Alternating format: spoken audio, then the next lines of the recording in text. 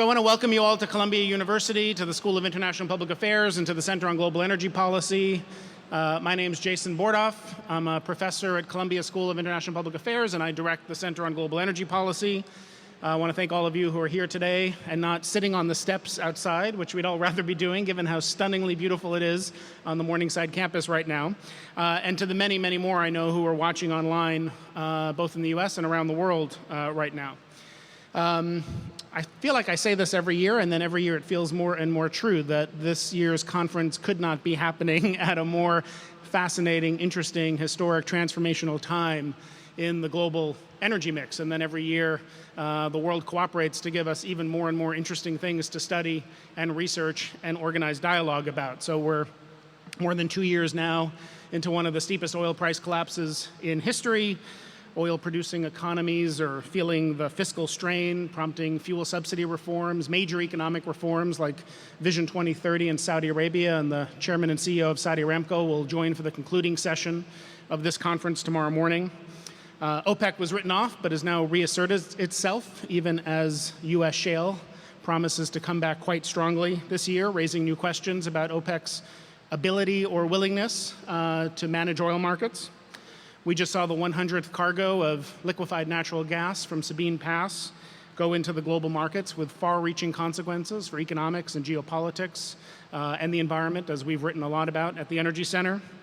We've seen rapidly falling renewable costs around the world that have brightened the outlook for a clean energy transition, even as they've challenged traditional utility business models around the world. New innovations driven by quantum leaps and machine learning and big data are really poised to dramatically transform the global energy system moving forward. And then, of course, here in the US, as well as in other countries around the world, the policy outlook is as uncertain as ever, with a significant change potentially poised in the outlook for US energy policy.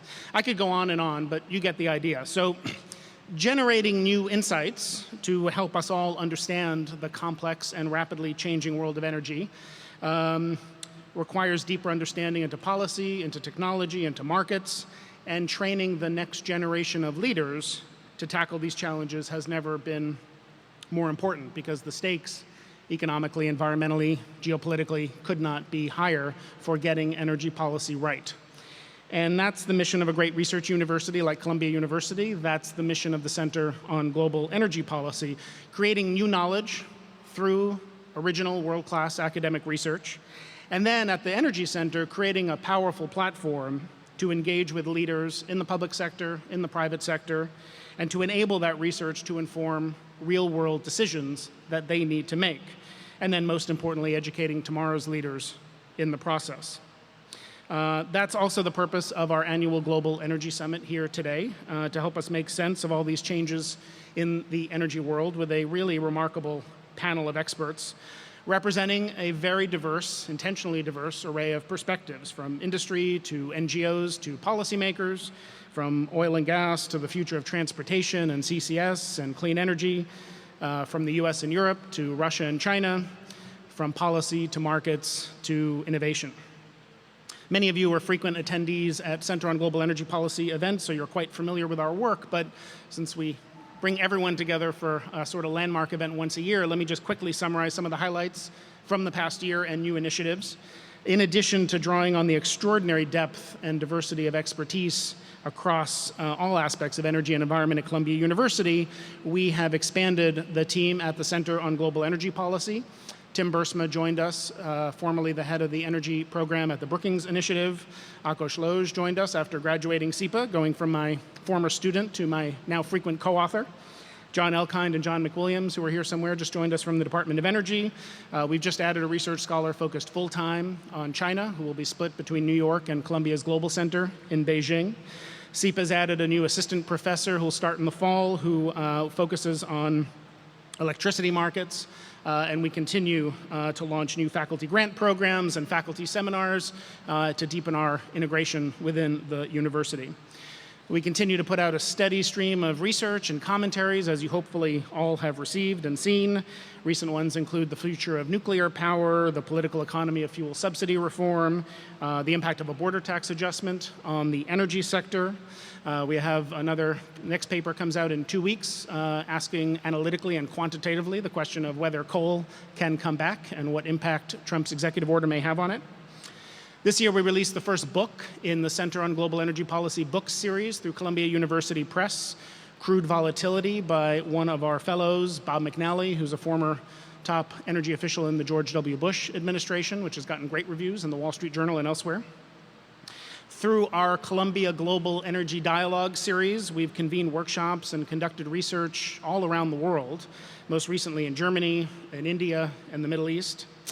And then in addition to our steady stream of world-class public events on campus, like today's, we continue to use technology to help expand the reach of the energy conversations we're able to have, including through our Columbia Energy Exchange podcast, which hopefully you all subscribe to through iTunes or Stitcher or your preferred podcast provider, a weekly 30-minute in-depth conversation with a global energy leader. The most recent one was John Watson, the CEO of Chevron. The week before that was the Environment Minister of Canada. So we get some of the world's leaders to join us for those conversations. And then as part of our primary mission to train students who will be the next generation of energy leaders, we have dramatically over the past year expanded our range of student programs, support for student travel, funding for student activities, including our signature Women in Energy program, which promotes the presence and leadership of women in the energy sector.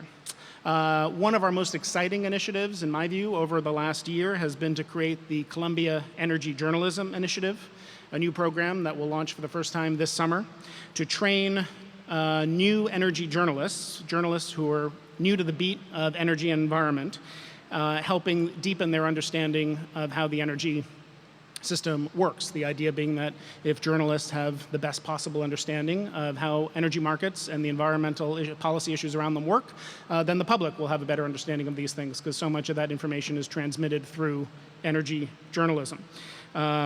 And we also have a range of technology-based tools that we're building to continue, so it's not just a one-time trip they make to visit us at Columbia, but an ongoing set of activities we have for them. This exciting growth and success has really been made possible through the enormous support of so many of Columbia University's leaders. I want to thank especially President Bollinger and our Provost John Coatsworth and the Dean of SIPA, Merritt Janow. So I hope you'll follow this work and much more through our website and on social media, through our distribution list, and all of our public events like this one. I'm really very proud of what the Center on Global Energy Policy has been able to achieve in a relatively short time, and even more excited about what lies ahead. So with that, let's turn to our program. Before I begin, a few ground rules. First, please be respectful of the speakers, silence your cell phones. If you want to have a side conversation, please step outside. If you're watching online and would like to participate and ask questions, you can do so through Twitter at Columbia U Energy and with the hashtag CGEP 2017 Summit. For those of you here in the room, you'll have an opportunity to ask questions as well with the index cards on your seat. Please write your cards out, and over the course of the afternoon, people will be collecting them and passing them to the moderator. And with that, let me turn to the program.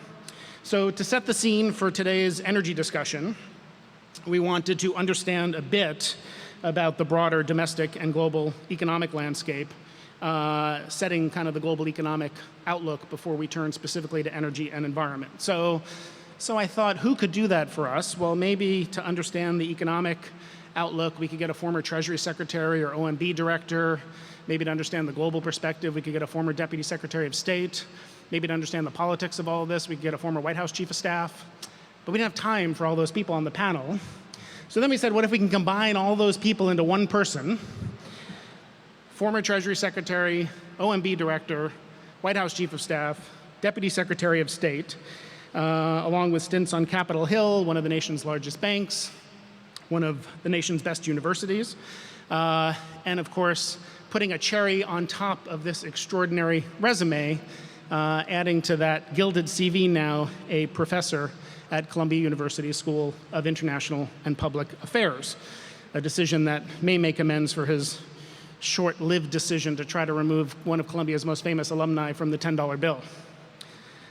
From personal observation, I would just add to Jack's CV the word mensch. For those who had the privilege to work with him, he's not only brilliant and unparalleled in achievement, but he is one of the nicest people you'll ever meet. He's an extraordinarily kind and generous colleague. It's really a pleasure and a privilege to have him at Columbia University, and a privilege to have him with us to help open this conversation. Please join me in welcoming former Treasury Secretary Jack Lew.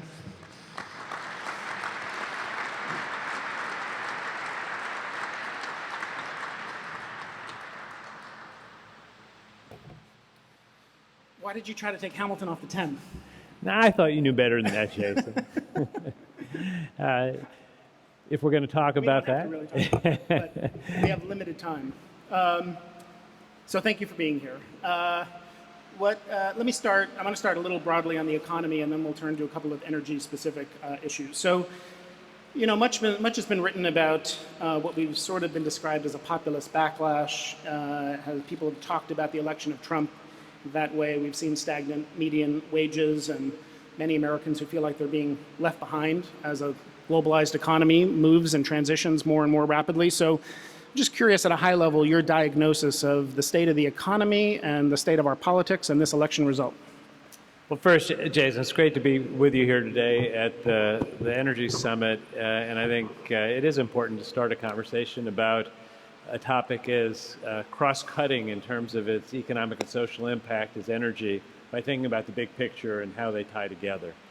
You know, the anxieties that are driving populism in the United States and around the world, I think have been oversimplified in the political debate to be about trade.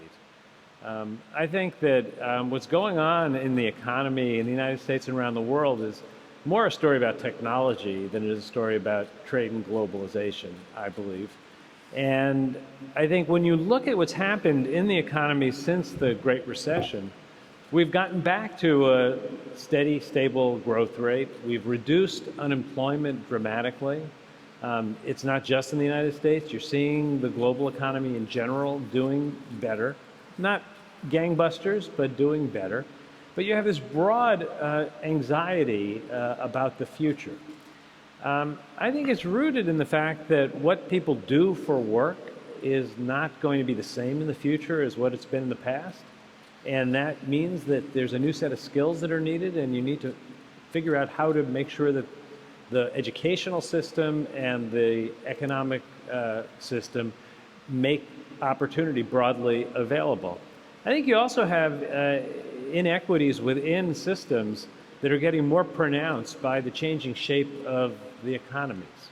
So when the relative importance of capital grows compared to labor in terms of a production process, in terms of an economic enterprise, then the benefits of the economic enterprise tend to go more to capital than to labor.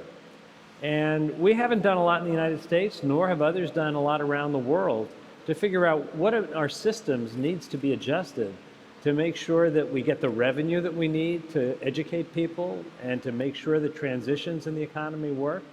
And what do we do to make sure that it's not a winner-take-all system, so that if your startup investment works really well, you can effectively avoid taxation on an awful lot of income when working people are not getting raises and still feeling burdened by taxes like payroll taxes. We have a lot of things in our system that we need to work on. Trade is part of it, and I wanted to ask about trade and sort of the diagnosis that we may see, which is not exactly in line with what you just said, which is trade is part of the problem, and are you concerned about a backlash against free trade now in both parties? See, trade is part of it, but I mean, if you take the macro view on trade, it used to be that you could convince people to be for a trade agreement if you could convince them that the effect of the trade agreement would be to grow the overall economic pie. That's not that hard to do when you look at the economics of trade agreements. You can argue it's big or small, but directionally it grows the global economy, and for almost every country, if not every country, it grows the domestic pie. What you can't do now is convince people that they get the benefit from that it flows through to wages, to the quality of jobs, to the system that they and their children will be working and living in. That kind of gets back to the first question. We've had a breakdown of governance. where governance is not keeping pace with the change in society. And I think it's a lot easier to frame that politically as an argument against trade than it is as a kind of Luddite argument against technology. It's very hard to fight technology as an idea. It's very easy to say, if not for country X, we would be doing better. And I think that we would be remiss if we didn't take a fair amount of responsibility. And when I say we, I don't just mean the United States. Each of us in our domestic economies for fixing the things that we need to do to stay competitive and to make sure that opportunity is broadly shared. So, notwithstanding that some of that anxiety, we have seen some indications of improved sentiment on the economy. And so one of the active points of discussion now is this question of might there be a disconnect between hard and soft economic data, actual economic indicators with public sentiment. So I guess the question is, do you think sentiment translates into hard improvements, and might we be headed for some turbulence if the Fed continues to tighten and the hard data doesn't move? So we have seen over the last several years pretty sustained strong consumer sentiment. We saw extraordinary growth in sales of automobiles for 2 years running. And one of the things about extraordinary track records in sales is they're harder and harder to beat. Staying flat is an accomplishment, and if you slip a little bit, you're still doing very well in any absolute terms. But your sentiment... It's like U.S. shale oil production. Yeah, a little bit.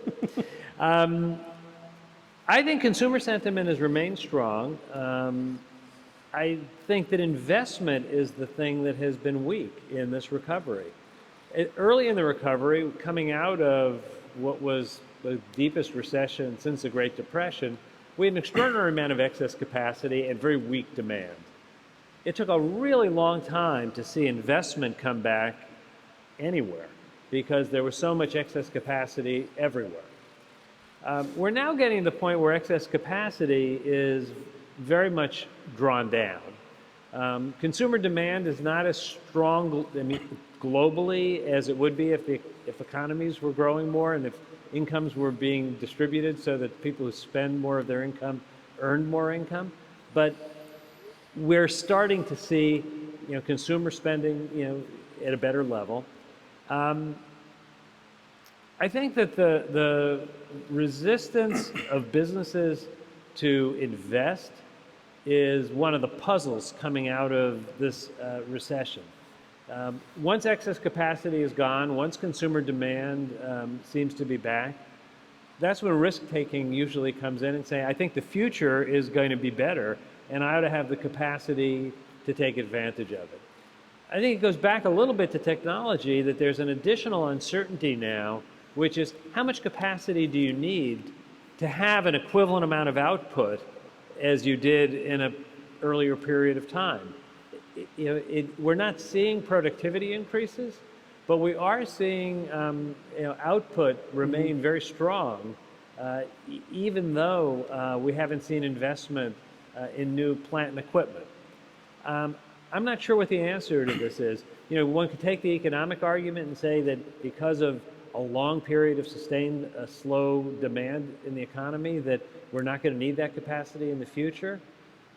One can take the view that after a very severe recession, there's a risk aversion, not wanting to build overhead into place. Or it could be in part technology. I think that is the set of issues that I must say is the biggest puzzle coming out of the recession. Where you started, income distribution, and the slow recovery of investment, I think are the two things that are kind of unique about this recovery period. So one of the big topics of discussion, obviously, in the economic circles in D.C. now is the potential for the next big thing in D.C. to be tax reform. Can you talk a little bit both on the individual and the corporate side? Well, just to start, what you expect we'll see over the next year when it comes to tax reform, and maybe you could talk about what you think we should see. Look, I think that you look at our business tax code, it's hard to find anyone who will defend the business tax code that we have today. It is almost on its face broken. It's riddled with special loopholes, deductions, and credits. We have the highest statutory rate in the developed world. Our effective rate is about average.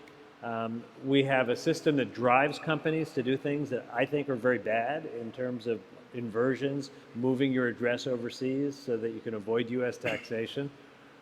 But we haven't fixed it.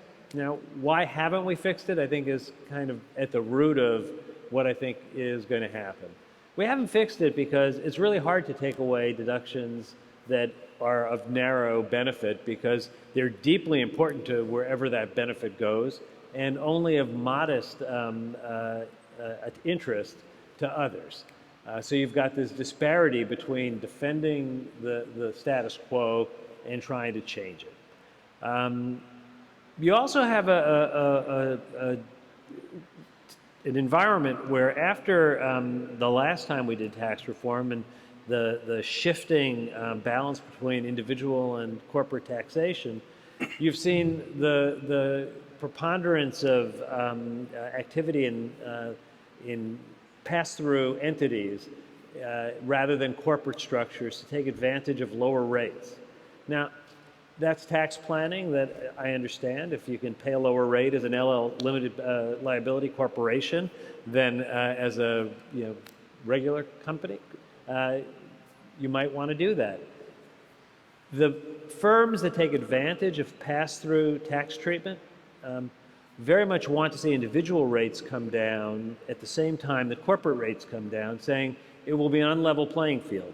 So I look at the kinds of firms that have organized to take advantage of pass-through status. A lot of them are not very small businesses. They're interstate gas and oil pipeline companies, they're hedge funds, they're law firms, they're very large businesses. When you hear the argument made that individual tax rates should come down along with corporate tax rates, the example is always the corner hardware store that barely exists anymore. It's the very sympathetic small business. Most small businesses would be fine if we did corporate tax reform and not individual tax reform. If you organize as a pass-through, you want them to move together. The reason I'm starting with that as an introduction is that's been the big obstacle to doing tax reform. There is a lot more cost involved in lowering the individual rate. It's also conceptually a very different matter to lower the individual tax rate at a time when we have a long-term fiscal challenge where raising taxes is going to be part of any balanced solution. So I think it's going to be hard to have a significant cut in the corporate and the individual tax rate at the same time. It's very expensive. Now that's driven people to look for ways to pay for a big tax cut. So you could lower the corporate rate and the individual rate. So you've seen discussion of things like the border adjustment tax, I think largely because it's easy to raise $1 trillion over 10 years, by having a very large new revenue source. I think that's both substantively and politically going to be very problematic. I think if you don't have $1 trillion to pay for a big tax cut, it's going to be very hard to do a very large tax cut. Now, if I had my druthers, would go back and do something along the lines of what we were trying to do for the last 4 or 5 years of the Obama administration. Get rid of a lot of the deductions and the loopholes, raise enough revenue to lower the corporate rate to a level like 28% is what we propose, but if you can get it a little bit lower, that would be, all the better. But pay for it with the kinds of loophole closers that are hard decisions, which history tells us you can only do on a bipartisan basis to resist the pressures from outside forces. And that would be a good thing to accomplish. If the goal is to have a more massive reduction in rates and to do the same thing on the individual and the corporate side, the cost is going to be staggering. I think to do that without paying for it and to add it to the deficit would be a very, very big mistake, given the fact that when we come out of the next 10 years, the fiscal pressures are real, and these are decisions that have long-term consequence. We've seen that end very badly in the past. Can you just say a word about what you're substantively concerned about with a border tax adjustment, which is a priority for Speaker Ryan and House Republicans, but looking back, there have been centrist Democrats who've talked about this, started with papers by Alan Auerbach. It wasn't a a staunchly partisan thing, but what are your concerns with it? So, look, I look at the border adjustment tax as part of a class of things that are kind of sales tax-like. You know, you could have a value-added tax, you could have a sales tax, you could do something like a border-adjusted tax. I am not of the view that we shouldn't have a discussion of things like this. I think that, you know, at the beginning of the Clinton administration, we had a BTU tax, which was a modified version of a sales tax on kind of one product. The challenge with broad consumption taxes is that they are, by their basic nature, regressive unless you make them not be regressive. So if you did a border adjustment tax, you would end up seeing the price of imported goods at a store, you know, big box store, go up by the amount of the border adjustment tax for all the imported goods, unless there was a corresponding change in the value of the dollar. Now the theory, economic theory, is that there will be so much demand for dollars that the dollar will appreciate and take away all of the price impact of the border adjustment tax. I don't believe there would be a perfect adjustment in the real world, even if in economic theory it works. I also don't think that it would necessarily flow through to prices in a way that would insulate you know, people from the price shock. Now, And to the extent the dollar appreciates, that would offset the revenue gain you hope to get from it, right? Over time, it would offset the revenue you gain and also the differential. If one of the purposes of a border adjustment tax, apart from raising revenue, is to level the playing field, it would serve to offset that. Now, what makes it of some interest? You know, countries that have VATs that refund the VATs have a certain advantage compared to a country that raises its corporate revenue on an income tax that's not refunded. So one could argue that there is a little bit of a disparity between you know, the cost that is reflected in U.S. exports versus imports from other countries. I think that you know, one could argue if we wanted to have a value-added tax, we could do it the way other countries do. We could refund it the way other countries do, and we could get rid of that disparity. A VAT is relatively easier to take away the kind of inherently non-progressive character, because you can have an exemption for a certain amount of VAT, you know, of goods consumed, to take the share of the income for your moderate income household and say that won't get subject to a VAT, everything else will. That's harder to do with a border adjustment tax. One of the problems with the border adjustment tax is because of complicated rules of trade, it may well not be consistent with some of our trade agreements, and it would almost certainly be challenged. I raise these as not necessarily searing indictments, but as things that are hurdles you'd have to overcome in thinking it through. I think as a political matter, whether it has been a sales tax, a VAT, a BTU tax, or a border adjustment tax, consumption taxes haven't fared very well in U.S. political debate. It would require, I think, a bipartisan approach that hasn't been taken to start to build the foundation for it.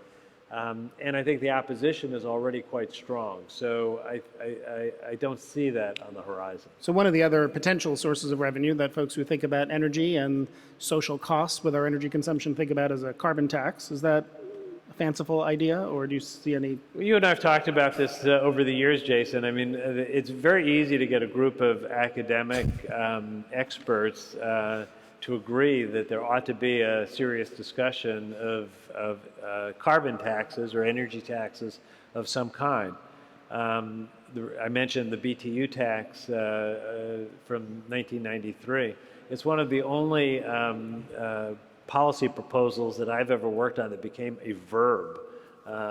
Because in 1993, to be BTU'd meant you take a hard vote in one House of Congress to pass a BTU tax. It's rejected in the other house and then abandoned, leaving all the people who voted for it hanging out on a limb. And that was became known as being BTU'd. It doesn't mean it was a bad idea. It's really, really hard. To build the case for something like that in an environment that is as politically charged and where there's as small a space for bipartisan discourse as we have right now is probably impossible right now. I thought it was a very constructive contribution that a number of former officials from Republican administrations wrote a piece at the end of the year, the beginning of the year, proposing that a form of a carbon tax be considered. I think it's going to take a lot more broadening of the base to have there be a serious discussion of it. Were you to then decide that there is a space for something like that, that's half the challenge. The other half is, what do you do with the revenue that comes from a tax like that? If it just goes to supporting the current tax, the balance of taxes, I think it ends up being very problematic. You'd have to find a way to make our system more progressive, to ease some of the burden on, say, the payroll tax, which makes labor more expensive than capital. I'm a big supporter of the payroll tax because I think it's made Social Security as indestructible as it is. But we do have a system that has become less progressive because there's so many ways to avoid taxation in other ways. I wanted to ask about a couple of energy-related things. So one is maybe a two-part question about the role of energy in the economy. We've obviously seen this extraordinary shale revolution, nearly doubling U.S. oil output before it came off a bit with the price collapse, and something like a 50% increase in gas. How important is energy to the U.S. economy, both the increase in economic activity from expanded production that we've seen over the last 6-7 years? How important was that coming out of the recession? And then also, typically economists would say lower energy prices are better for the U.S. economy than higher energy prices. We're a big net importer, but we're less of a net importer now. Production is a much bigger share of the economy. Are lower prices still, necessarily better, or do we need to think a little differently about not too high, not too low energy prices, because you kind of need to look more and more at both sides of this? One of the advantages of moving around is you pack your books and you look at things from 20, 30, 40 years ago. And all my energy books from the late 1970s and early 1980s were in one of the boxes I was moving around recently. And Phil Sharp will appreciate this. If you had been sitting in a conversation in 1980 about the possibility of shale and tight sands playing the role it plays in the U.S. economy and the global economy, in the 1970s, 80s, you would have been considered just like out to lunch. Nobody thought it was possible to do what we've been able to do in terms of increasing our production capacity. That's meant an incredible increase in our energy security, and it has had an effect on global energy prices and supplies. I don't think that resources ever go away once you know how to use them efficiently and effectively. The resources that are basically, not to oversimplify it, putting a hole in the ground, drawing it out and going away, are going to be taken out of the ground when the price is attractive. I mean, there's a year and a half period when most of the economics are enjoyed, and you're not going to start when prices are very low. The good news, in my view, is that the cost of doing that keeps going down, and even at relatively low energy prices, it is attractive to develop our domestic resources. It wasn't that long ago that you needed to talk about $100 or $70 a barrel prices. Now people talk about $40 or $50 as being the price, and maybe even it's lower than that in some places. Beginning of last year, I was January 16, I was kind of stunned that the international debate on energy prices was a complete reversal of everything that I had been kind of used to over 30, 40 years. It was purely seen as bad news that energy prices had come down. Now, historically, as your question kind of puts forth, we always thought it was good news to have lower energy prices. easier for consumers to have more purchasing power, less cost of, of processed fuels, so products are cheaper to produce. I think what happened at the beginning of last year was it was such a rapid change in price that it threw any ability to predict where things were going out of whack. And uncertainty is a powerfully unsettling economic force. I actually thought, and I think we contributed to calming down some of the global jitters on this, that it was just intellectually incomplete to see it as purely bad news. It expanded the ability for consumers and others to spend money. Demand was going to go up. And I think if you look at Europe, part of the European recovery was really stimulated by lower energy prices. It was a combination of central bank policy and lower energy prices, and it's had some lasting benefit to jumpstart the economy. American consumers, when the price of gas goes down, they spend more money on hotels and other things. So it's had a good... We haven't seen people save most of that. We've seen them We've seen, actually, at the beginning, we saw more savings of the lower energy prices than we normally would have coming out of a deep recession. Maybe that shouldn't have been so surprising.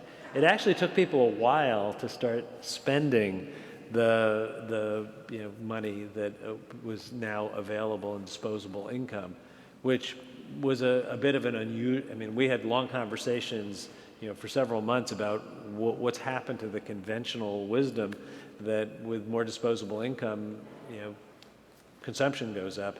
And it kind of caught up, but it took a while.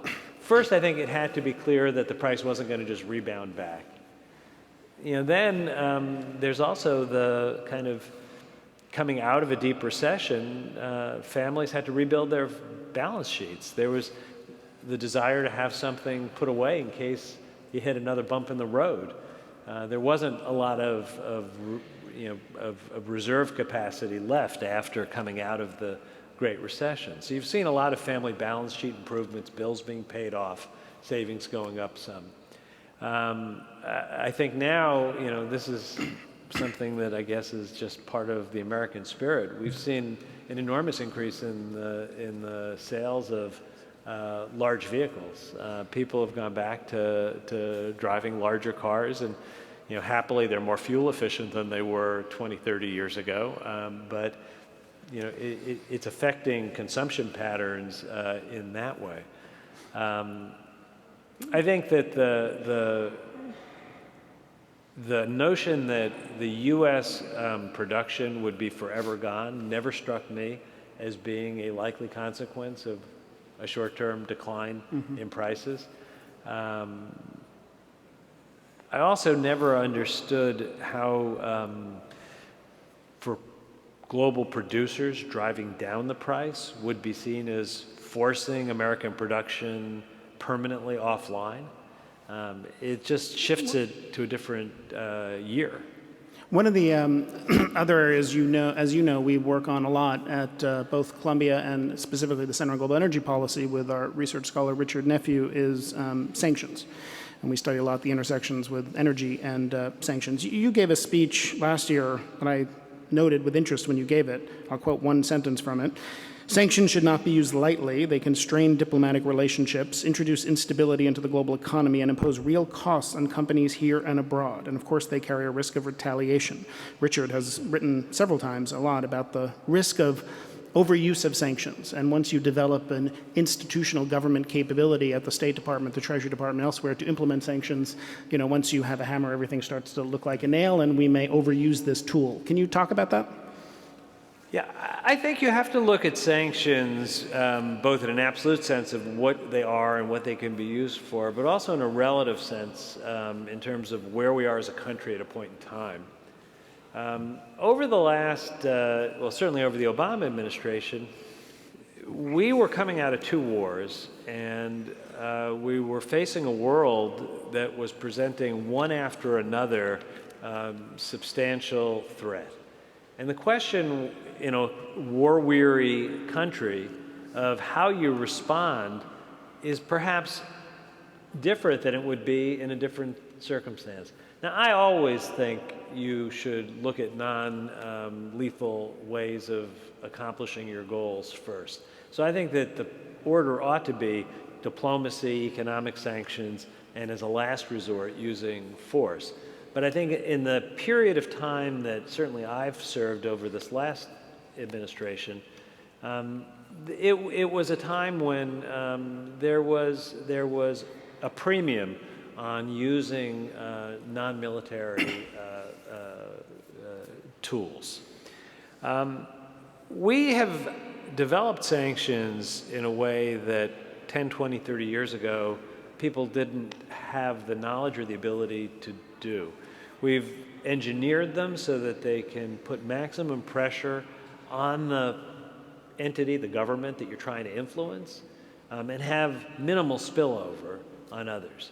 Certainly when we were looking at the sanctions on Russia in the context of Crimea and eastern Ukraine, we were very concerned that Europe had not emerged from the recession in a strong way. We did not want to cause a recession in Europe. We wanted Europe to be in lockstep with us on what we did. And we were very careful to calibrate our moves to put pressure on Russia, to increase the pressure, and to have it be clear we had additional tools at our disposal. I think that was the right thing to do. I think it had a material impact. It didn't accomplish the ultimate goal of getting Russia to pull out of the areas that it had taken over in Crimea, or to pull out of supporting the pro-Russian forces in the eastern part of Ukraine. But I think it did stop the pace at which they were moving. It gave the Minsk process the capacity to hopefully over time work through these issues. And I think it created the real perception and reality that if they deviate from that, if they go back and move forward, that there could be a much stronger reaction. Part of the value of sanctions is what you do and the expectation that you can do more. Speaking of doing more, the news of the day is North Korea. So I wanted to ask you about a lot of analysts, some members of Congress have been talking about possibly imposing sanctions on Chinese banks doing business with North Korea as a way of putting pressure on. But people in both parties have in times been reluctant to do so because of concern about the impacts on U.S. relations with Russia. Can you talk a little bit about whether you think that imposing sanctions on Chinese banks would meaningfully damage North Korea and be worth whatever risk to the U.S. might result from that? So I think if each of the situations where you use sanctions are different. In the case of North Korea, to compare it to, say, Iran, North Korea is a very isolated country. The only major economic relationship it has is with China. So for us to be successful in Iran, we needed to coordinate with the whole world. We needed to put maximum pressure on Iran, and it worked. It worked because our oil sanctions were honored. It worked because the banking relationships in the United States were critical, and our secondary sanctions were honored. In the case of North Korea, what we need is for China to put maximum pressure on the DPRK. I think it was extremely important at the end of last year, the last half of last year, to work through the United Nations to come up with an international framework to have multilateral sanctions on North Korea. That's important for two reasons. First of all, I think multilateral sanctions get you out of the place where it's the United States imposing a sanctions regime on the world. And I think it gets very much at that question of, are our businesses relatively disadvantaged to others? And is it the United States kind of forcing an issue alone, or is it the world community? When it's the world community, it's more effective. China as a country has a very different view on unilateral versus multilateral sanctions. They are doctrinally opposed to unilateral sanctions, and getting them to do more on their own in the context of a multilateral sanctions regime is a much more productive path forward. So I saw in the last few months when I was at Treasury after the UN resolution that we had more ability to persuade China to take serious actions than we'd had before there was a multilateral sanctions regime. I think right now, if you look at the U.S.-China relationship, it is the issue of paramount importance. It is the issue that it is, I think, appropriate to be saying, this is the thing that right now we need to do together. It's no secret that that North Korea is developing missile technology as well as nuclear weapons capabilities. You know, today they're an immediate threat in the region, but their goal is to be a threat anywhere they want to be a threat. And it is truly an issue of transnational global importance. And the country that could have the most impact are China and the United States, and us working with China to do that in a cooperative way, I think is very important. So I'm going to set a good example as the first moderator of the day by staying to time so we can keep on schedule. We have a pretty packed itinerary, as you all know. There's a lot more to talk about. Fortunately, you work across the street, so I'm confident we'll be able to get you to return to the Center on Global Energy Policy now. But please join me in thanking former Treasury Secretary Jack Lew.